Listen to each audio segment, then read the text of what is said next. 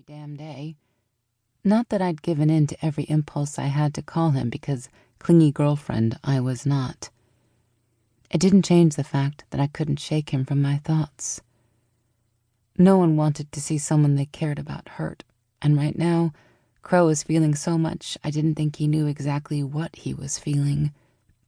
To me, it felt like a kaleidoscope of emotions swirling around him. There was nothing I could do but hold on to him as tight as I could.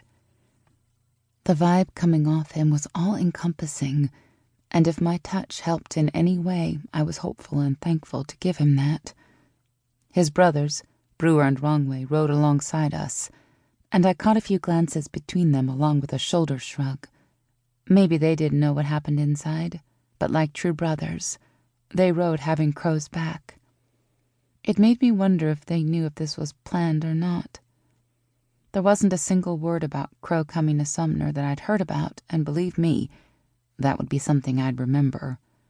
Nor did I hear about the reason for the surprise visit. Hell, he had my number and didn't call me to tell me himself that he was on his way here. That was a question for later. Right now, this wasn't about me, and I wouldn't make it that way by shoving my accusations in his face. That wasn't cool in the first place, so I locked it down tight. Me being here had everything to do with Crow and how I could help him not feel so lost. The urge to comfort him was too strong to ignore, and my hand gave a little squeeze, letting him know I was right where I wanted to be for him. It was a small gesture, but something pushed me to do it. That lost look on his face wasn't something I wanted to see ever again. Since our last kiss, I missed him so damn much, and nothing felt better than having his heat pressed against my front, feeling the tightness of his abs flex, and the wild beast below us. Hated we had to meet up like this, but thankful all the same. Crow's hand came to mine on his stomach, giving it a squeeze, lacing our fingers together and holding it briefly there. That gesture made me feel damn good about my decision to get on his bike. He wanted me here with him, wanted me to stand by him to get through to the other side. There was nowhere else I'd rather be. As I watched the road pass by us in a blur, we were heading in the direction of Alabama and had been on the road for a while. It was about a 3.5-hour drive from Sumner to Rebellion. I'd gone to the clubhouse to drop something off at the garage.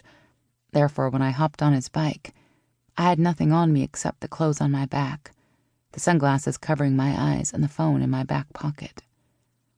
I didn't want to let go of Crow to make sure it was still there either.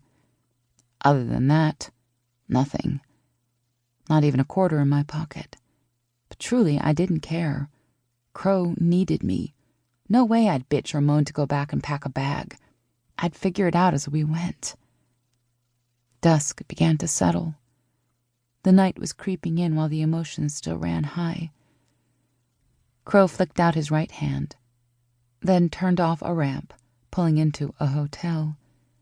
He cut the bike after parking, and I jumped off, shaking my legs out, then waited for him.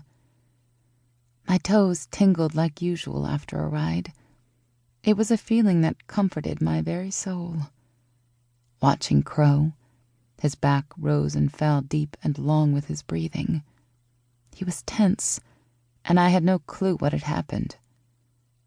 His brothers parked their bikes next to us, each of them looking at me for some divine intervention, but I had none at this point.